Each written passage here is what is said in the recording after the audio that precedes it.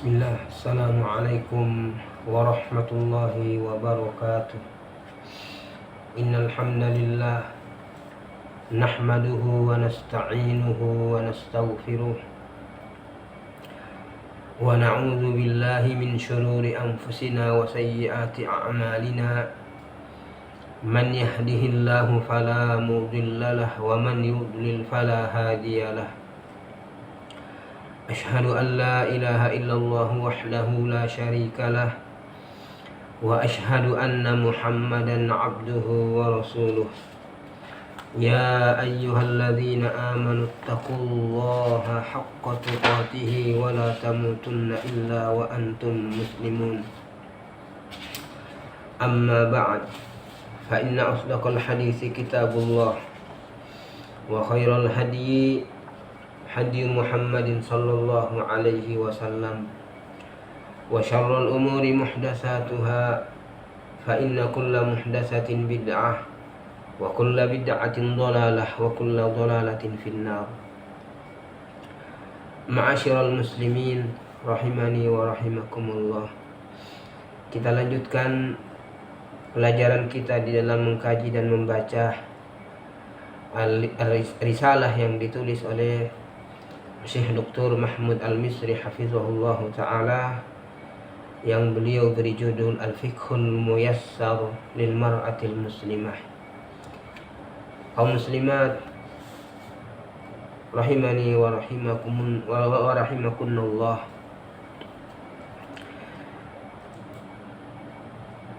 Masih dalam pembahasan tentang masalah sholat, dan kita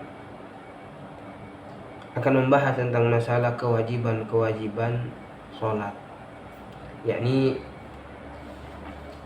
ucapan atau bacaan serta perbuatan yang wajib untuk dilakukan di dalam sholat. Perbedaannya dengan rukun sholat.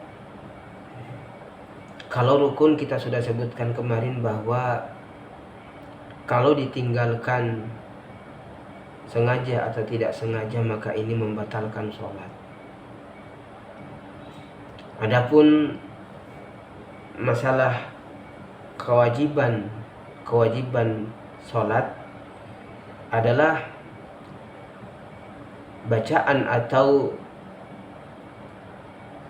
perbuatan yang kalau ditinggalkan secara sengaja membatalkan sholat, sementara ketika ditinggalkan karena lupa yang semisalnya, maka ini tidak membatalkan sholat dan bisa kemudian ditambal dengan namanya sujud sahwi. Nah, kata beliau, al-awwal takbiratul intiqal. Kewajiban yang pertama atau hal yang wajib untuk dibaca adalah takbir untuk perpindahan dari rukun yang satu ke rukun yang setelahnya.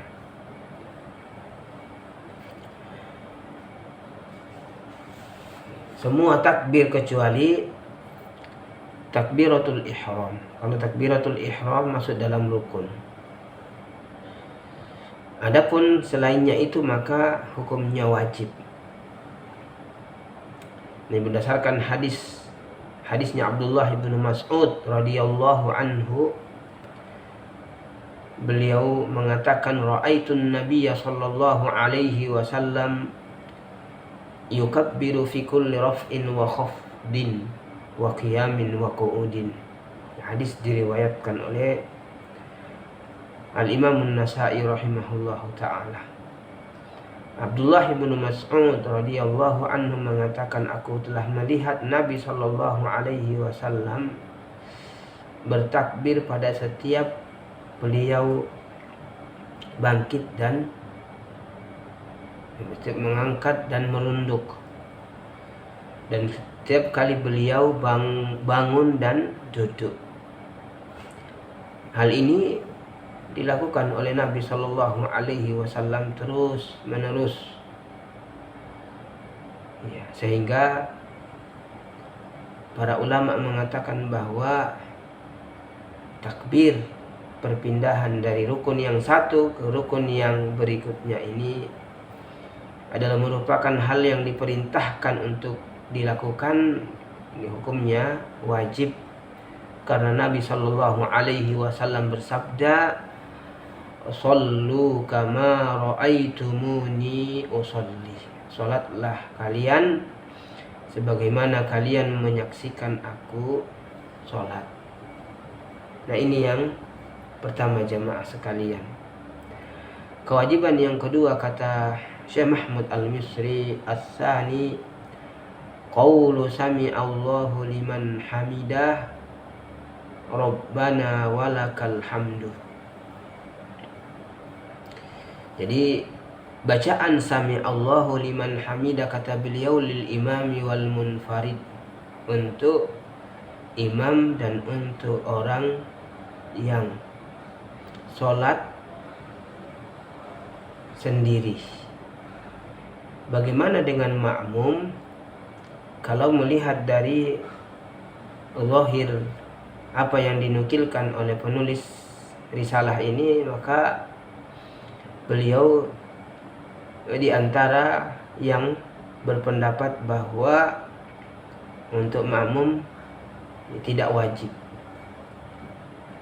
Tetapi ada pendapat lain dari kalangan para ulama yang mengatakan bahwa makmum juga mengucapkan sami Allahu liman hamidah seperti imam.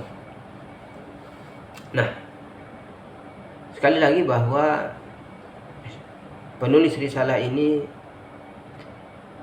mengatakan bahwa ucapan atau bacaan sami Allahu liman hamidah untuk atau berlaku wajib bagi imam dan orang yang sholat sendiri.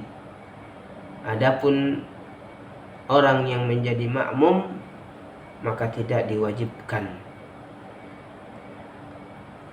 Kemudian beliau menukilkan hadisnya Abu Hurairah radhiyallahu anhu, di mana beliau mengatakan kana Rasulullah sallallahu alaihi wasallam yukabbiru hina yaqumu ila shalah. Nabi sallallahu alaihi wasallam bertakbir ketika berdiri untuk sholat. Summa yukabbiru hina yarka, kemudian beliau takbir ketika ruku. Summa yaqul, kemudian beliau mengatakan atau membaca sami Allahu liman hamidah hina yarfa' sulbahu minar rak'ah. Beliau membaca sami Allahu liman hamidah ketika beliau mengangkat tulang punggungnya dari ruku. Summa yaqul, kemudian beliau mengucapkan wa huwa qaim, dalam keadaan beliau berdiri, Rabbana walakal hamdu. Nah, ini dalil yang menjadi landasan bahwa seorang imam diwajibkan untuk membaca sami Allahu liman hamidah, begitu juga bacaan Rabbana walakal hamdu.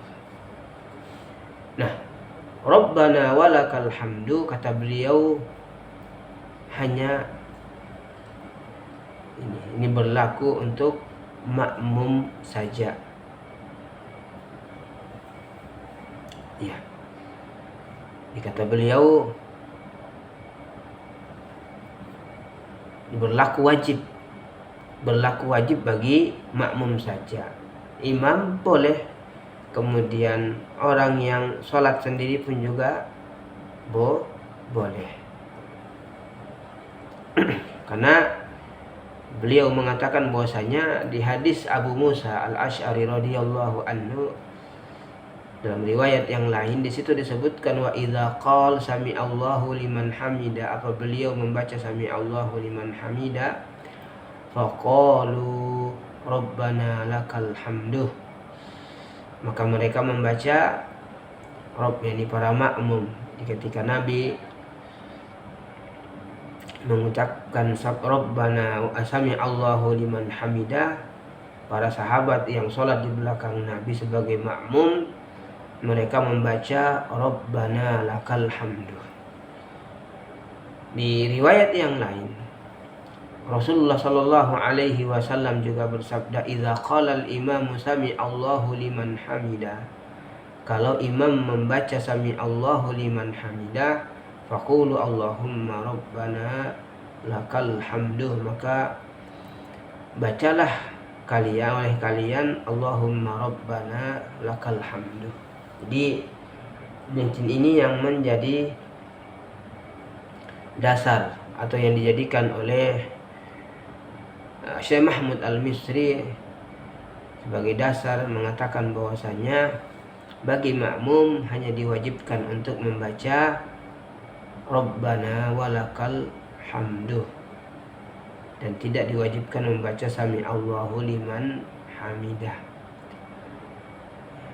Kembali lagi bahwa di sana ada ulama yang mengatakan bahwa makmum juga membaca sami Allahu liman hamidah. Wallahu a'lam.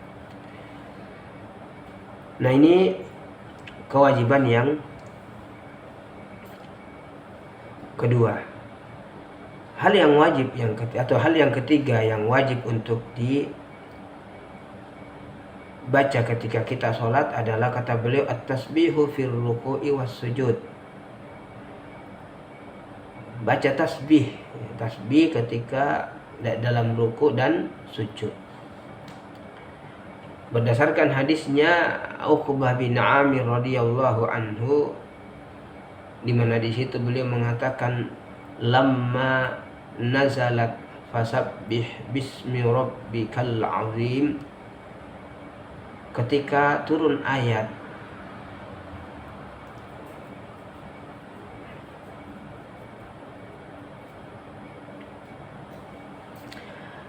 fasabbih bismi rabbikal azim, qala lana Rasulullah sallallahu alaihi wasallam, Rasulullah sallallahu alaihi wasallam berkata kepada kami, ij'aluha fi ruku'ikum, jadikanlah dia di dalam ruku' kalian. Falamma nazalat sabbih isma rabbikal a'la, tatkala turun ayat sabbih isma rabbikal a'la, qal, maka Nabi mengatakan, ij'aluha fi sujudikum, jadikanlah dia di dalam sujud kalian. Jadikanlah dia di dalam sujud kalian. Ini kita diperintahkan untuk membaca tasbih ketika kita rukuk dan sujud. Lafaz tasbih tersebut sudah diajarkan kepada kita oleh Nabi Shallallahu Alaihi Wasallam, sebagaimana yang termaktub di dalam hadisnya Hudzaifah ibn Yaman radhiyallahu anhu, di mana beliau mengatakan, kana Nabi sallallahu alaihi wasallam yaqul fi ruku'ihi, Nabi sallallahu alaihi wasallam membaca di dalam rukuknya subhana rabbiyal azim, dibaca subhana rabbiyal azim. Wa fi sujudihi subhana rabbiyal a'la, dalam sujudnya membaca subhana rabbiyal a'la. Nah,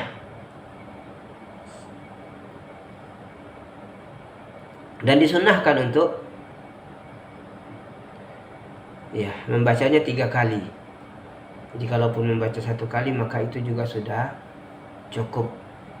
Tetapi kata beliau, wa tusannu ziyadatu fit tasbihi fis sujudi war ruku' ila salasin, disunnahkan menambah dalam tasbih dan dalam sujud dan ruku sampai 3 kali. Nah, ini adalah merupakan hal yang wajib untuk dibaca. Nah, yang keempat, kata beliau at-tasyahhudul awal. Tasyahud yang pertama. Jadi, kalau sholatnya 4 rakaat ini, dan sholatnya 3 rakaat, maka ada 2 tasyahud dalam sholat. Maka tasyahud yang pertama ini dihukumi sebagai sesuatu yang wajib. Berdasarkan sabda Rasulullah sallallahu alaihi wasallam, di mana beliau mengatakan, "Idza qa'adtum fi kulli raka'ataini faqulu at-tahiyyatu lillah."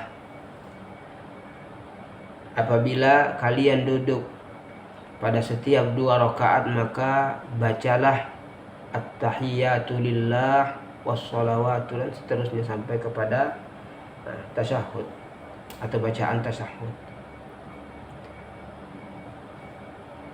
Dan Nabi Shallallahu Alaihi Wasallam tatkala melihat salah seorang sahabatnya yang sholatnya belum benar, maka beliau mengajarinya seraya mengatakan, fa iza jalasta fi wasatis shalah fatma'innah waftarish fakhidhakal yusra thumma tashahhad. Apabila engkau duduk di pertengahan sholat, maka tuma'ninalah dan iftirash. Ini iftirash, maksudnya duduk iftirash.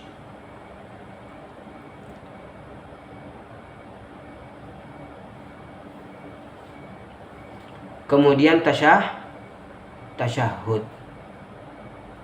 Jadi di dalam hadis ini ada perintah dari Nabi Shallallahu Alaihi Wasallam untuk membaca tasyahud seperti yang kita hafalkan, ya, at-tahiyyatu lillah wassalawatu wassalamu alayka ayyuhan nabiyyu wa rahmatullahi wa barakatuh, assalamu alayna wa ala ibadillahis sholihin, dan seterusnya. Nah, ini bacaan tasyahud. Nah, sampai kepada mana? Nih, ada silang pendapat di kalangan para ulama, apakah sholawat Nabi Shallallahu Alaihi Wasallam juga masuk di dalamnya ataukah bukan?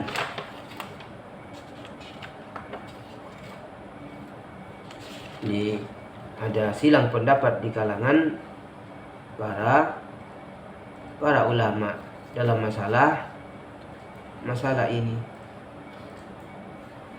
Tapi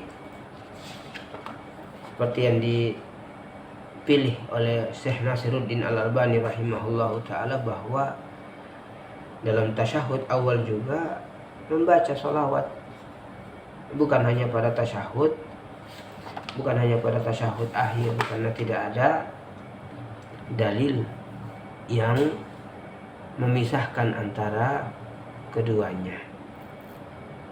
Tapi sebagian ulama memandangnya bahwasanya sholawat itu masuk dalam, ya,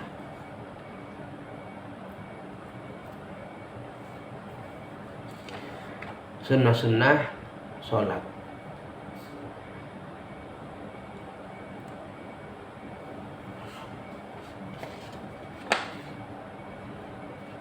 Nah, kemudian jamaah sekalian, perkara yang kelima yang wajib untuk dilakukan adalah as-sutratu, yakni menjadikan sutroh di depan orang yang sedang sholat. Nih, sutroh yang menjadi pembatas, sehingga kalau orang lewat di belakang sutroh tersebut di hadapan orang yang sholat, maka ini tidak mengapa. Nabi Shallallahu Alaihi Wasallam memerintahkan kita untuk menjadikan sutroh di hadapan kita tatkala kita sholat. Dalam sebuah hadis yang diriwayatkan oleh Al-Imam Ibnu Khuzaimah, Nabi Shallallahu Alaihi Wasallam bersabda, la tusalli illa ila sutroh, janganlah kalian sholat kecuali menghadap sutroh. Wala tada ahadan yamurru baina yadaik, dan jangan biarkan siapapun lewat di hadapanmu. Fa in aba faltuqatilhu fa inna ma'ahul qarin. Kalau dia enggan, yakni dia ngotot mau melewat, maka halangi. Ini halangi, karena sesungguhnya bersama dia ada qarin, ini ada setan yang bersama dia. Jadi ini hal yang perlu untuk kita perhatikan. Sebagian saudara-saudara kita tidak memperhatikan hal yang seperti ini. Dalam keadaan mungkin dan memungkinkan dia untuk sholat di depan dinding atau di belakang tiang misalnya, tapi dia memilih untuk sholat tanpa ada sutroh, sehingga orang pun lalu lalang di depannya. Padahal Nabi Shallallahu Alaihi Wasallam telah memerintahkan kita dan melarang kita untuk sholat kecuali menghadap sutroh. Ketika sholat jamaah, maka yang menjadi patokan adalah sutrohnya imam. Ya, menjadi sutrohnya adalah imam.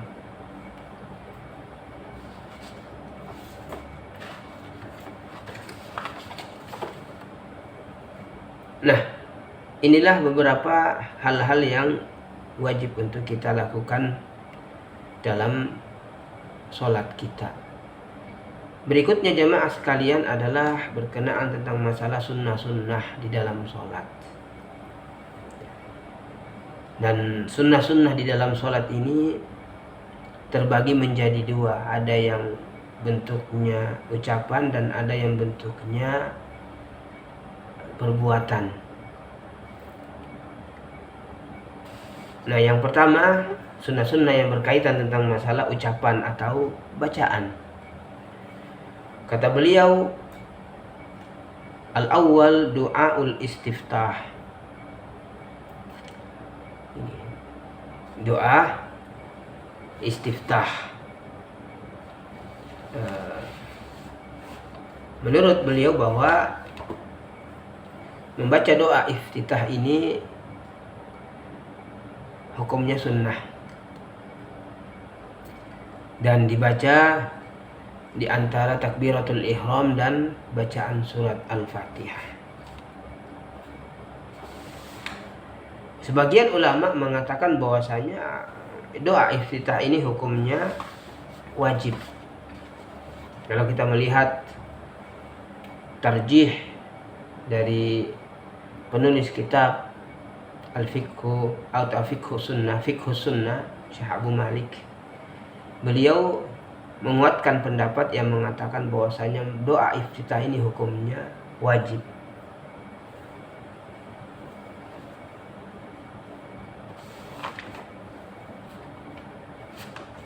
Baik dalam sholat sunnah maupun dalam sholat fardu. Beliau berpendapat bahwa hukumnya wajib. Berbeda dengan apa yang dipilih oleh Syekh Mahmud Al-Misri. Beliau mengatakan bahwasanya ini hukumnya sunnah, sehingga beliau menggolongkannya dalam sunnah-sunnah sholat. Dan ini berdasarkan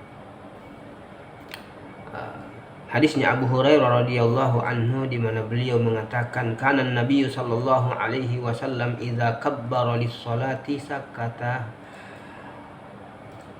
hunaihatan. Nabi sallallahu alaihi wasallam ketika sudah takbir untuk sholat, sudah takbiratul ihram, beliau diam sejenak. Fakultu, maka aku mengatakan, bi abi anta wa ummi ya Rasulullah, demi bapakku dan ibuku wahai Rasulullah.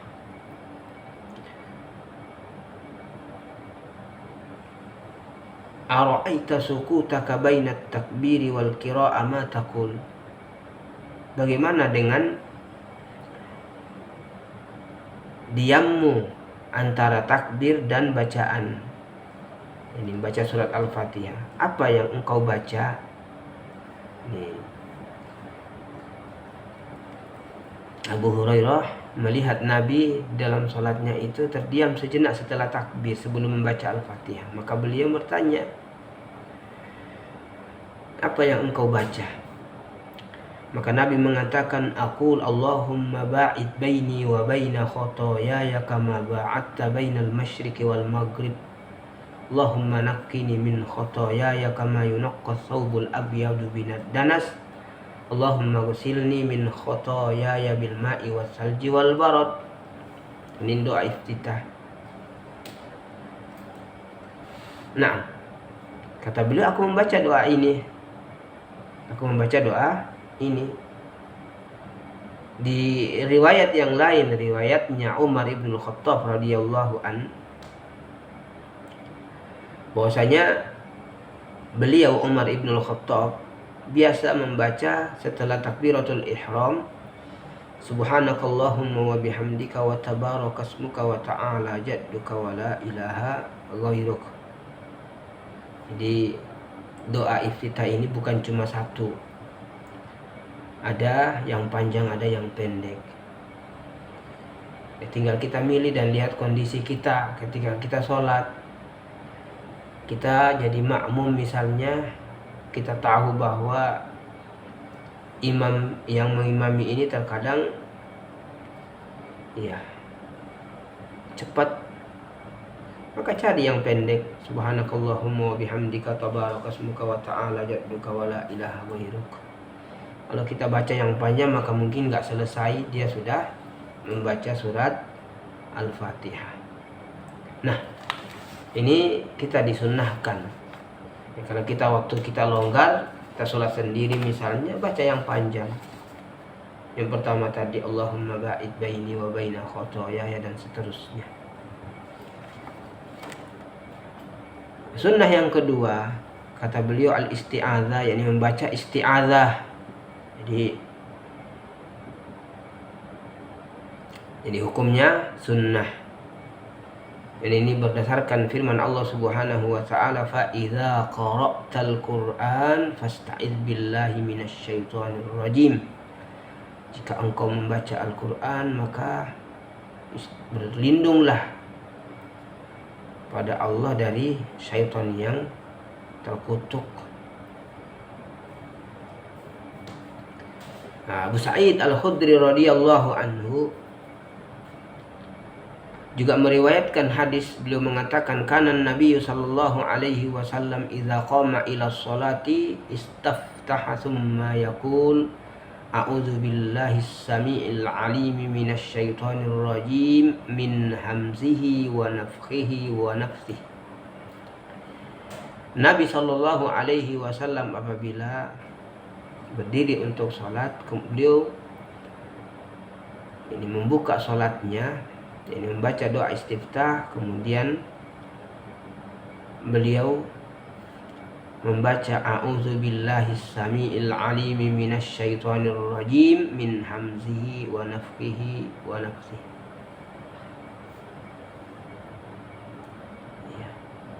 Atau membaca a'udzubillahis samiil alim minasyaitonir rajim dan cukup. Ini yang biasa dibaca oleh Nabi sallallahu alaihi wasallam. Sunnah yang ketiga adalah, atau sunnah yang keempat, at-ta'min, yakni membaca amin. Ketika kapan? Ya ketika selesai membaca surat Al-Fatihah. Di hadis yang diriwayatkan oleh sahabat Abu Hurairah radhiyallahu anhu, di mana Rasulullah sallallahu alaihi wasallam bersabda, "Idza ammana al-imamu fa aminu fa innahu man wafaqa ta'minuhu ta'minal malaikah ghufira lahu ma taqaddama min dzambi." Nabi sallallahu alaihi wasallam bersabda, apabila imam mengucapkan amin, maka kalian ucapkanlah amin. Karena sesungguhnya barang siapa yang aminnya atau ucapan aminnya barengan dengan ucapan aminnya malaikat, maka diampuni dosanya yang telah lalu. Ini sebuah keutamaan ketika seseorang atau seorang makmum ucapan aminnya berbarengan dengan ucapan aminnya para malaikat. Ini para malaikat juga mengaminkan. Dan kita dilarang untuk mendahului imam untuk mengucapkan amin, seperti yang banyak dilakukan oleh anak-anak kecil kita yang mereka belum mengerti, sebelum selesai imamnya masih itu sudah teriak amin gitu ya. Nabi sallallahu alaihi wasallam sebagaimana diriwayatkan oleh Abu Hurairah mengatakan, kana Rasulullah sallallahu alaihi wasallam yu'allimuna yaqul, Nabi sallallahu alaihi wasallam mengajarkan kepada kami seraya mengatakan, la tubadirul imam, jangan kalian mendahului imam. Idza kabbara fakabbiru, kalau dia telah takbir maka takbirlah oleh kalian. Wa idza qala, apabila dia membaca walau dolin, ini berarti dia telah membaca walau dolin, faqulu amin, maka ucapkanlah oleh kalian amin. Hadis ini diriwayatkan oleh Al-Imam Muslim.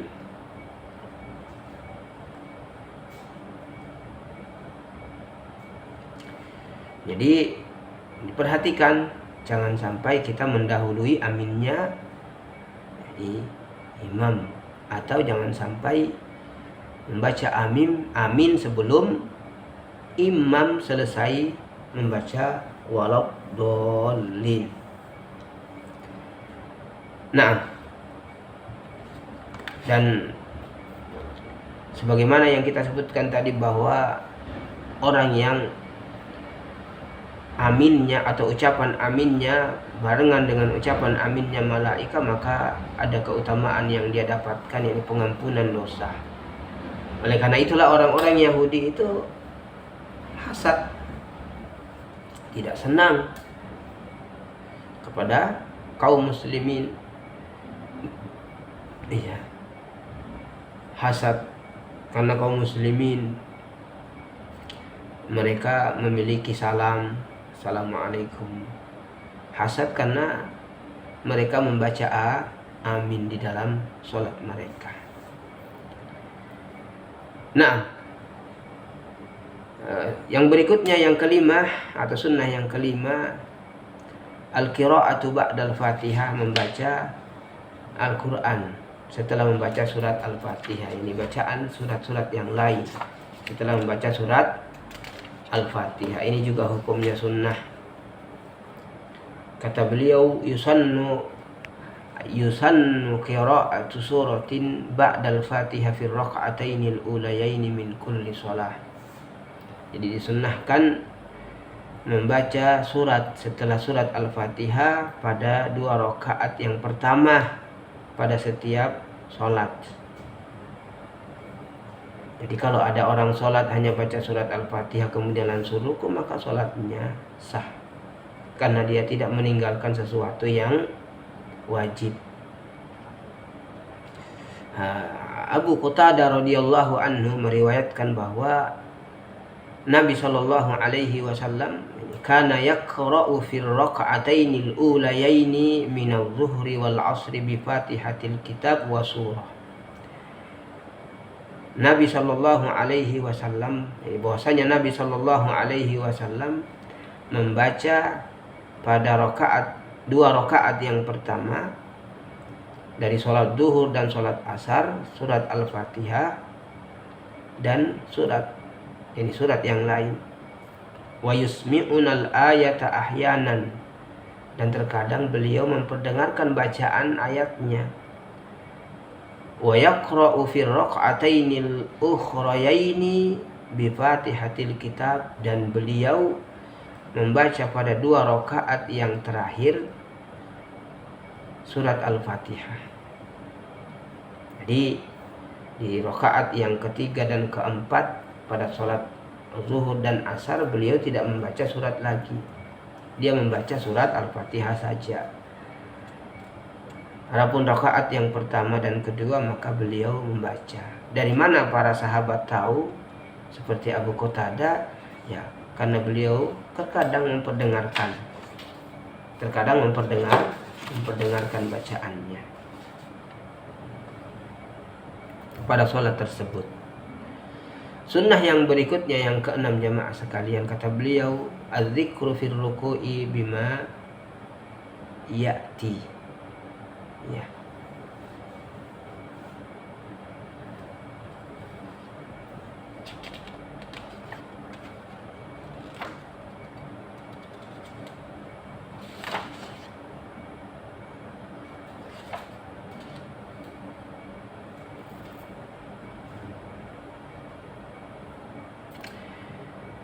Ini berzikir pada ketika ruku, ya, membaca zikir sebagaimana yang datang dari Nabi Shallallahu Alaihi Wasallam dalam hadis yang diriwayatkan oleh Al-Imam Muslim. Ini beliau biasa membaca Allahumma laka raka'tu wa laka aslamtu wa bika amantu khasha'a laka sam'i wa basari wa mukhi wa azmi wa asbi, dan zikir-zikir yang lain, subuhun qudusun rabbul malaikati war ruh. Nah, ini disunnahkan untuk dibaca.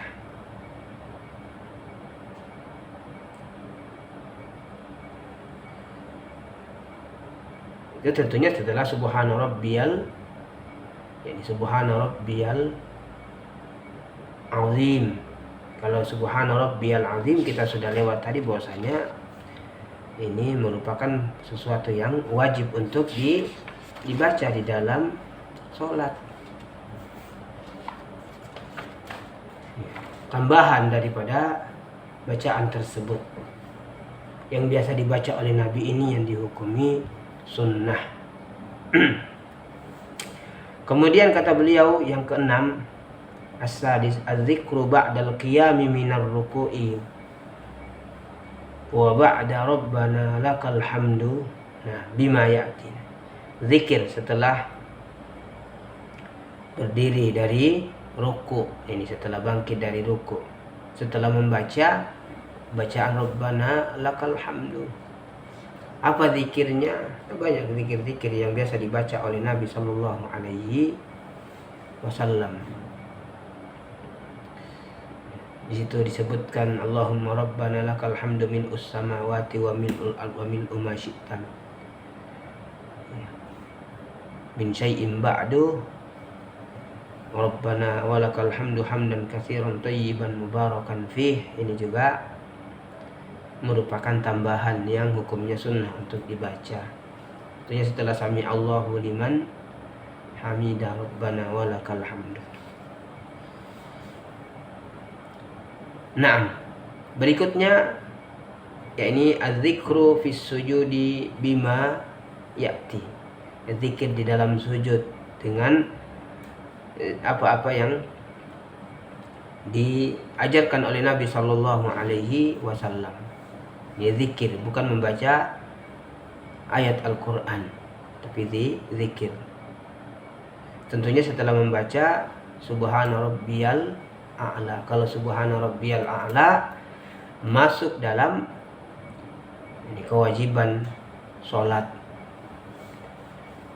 Baca misalnya bacaan seperti ketika yang di ruku tadi, subhanakallahumma rabbana wa bihamdika allahumma ghfirli subuhun qudusun rabbul malaikati warruh. Naam, seterusnya dari zikir-zikir yang biasa dibaca oleh Nabi sallallahu alaihi wasallam.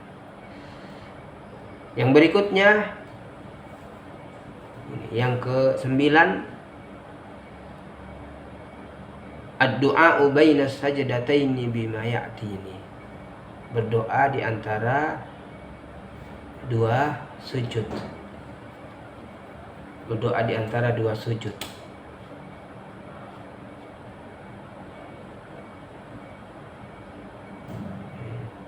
Duduk di antara dua sujud, Allahumma ghfirli warhamni wajburni wahdini warzuqni, atau yang pendek rabbi ghfirli. Ini juga masuk sunnah. Masuk sunnah. Dan yang ke-9 atau yang ke-10, beliau mengatakan as-salatu 'alan nabi ba'da tasyahhudil awal wal akhir. Membaca solawat pada Nabi sallallahu alaihi wasallam setelah tasyahud yang pertama dan tasyahud yang terakhir. Kita tadi sudah singgung bahwa sebagian ulama memasukkannya di dalam masalah wajib tentang masalah sholawat. Tapi kalau pendapat yang dipilih oleh Syekh Mahmud Al-Misri bahwa hukumnya sunnah. Sholawat yang dimaksud adalah Allahumma salli ala Muhammad. Ya. Sholawat Ibrahimiyah yang kita biasa baca. Lafadznya Allahumma salli ala Muhammad wa ala ali Muhammad kama sallaita ala Ibrahim wa ala ali Ibrahim innaka Hamidum Majid.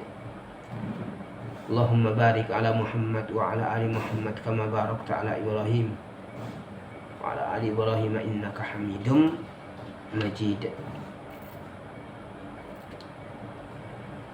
Ini juga menurut pendapat beliau hukumnya sunnah. Kemudian yang ke-11 ad-du'a ba'da tasyahhudil awwal watsani.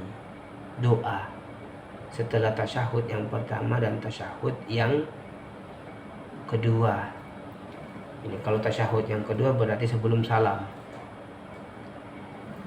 Ini juga ketika ada orang yang berdoa maka ini disunnahkan. Dan yang ke-12 at-taslimatut tsaniyah. Salam yang kedua.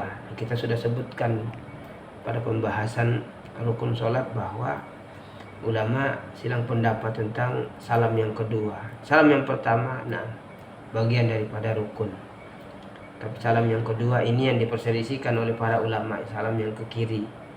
Di antara mereka ada yang menyatakan bahwasanya itu hukumnya sunnah. Sebagian mengatakan hukumnya wajib. Ya, hukumnya wajib. Nah, jemaah sekalian, mungkin ini yang bisa kita sampaikan pada kesempatan kali ini. Dan masih ada beberapa sunnah-sunnah sholat yang disebutkan oleh Syekh Mahmud Al-Misri. Kita baru sebutkan ada 12. Insyaallah akan kita lanjutkan pada pertemuan berikutnya. Mudah-mudahan apa yang kita sampaikan bermanfaat bagi kami dan bagi jamaah sekalian. Subhanakallahumma bihamdik asyhadu an la ilaha illa anta astaghfiruka wa atubu ilaik. Wassalamualaikum warahmatullahi wabarakatuh.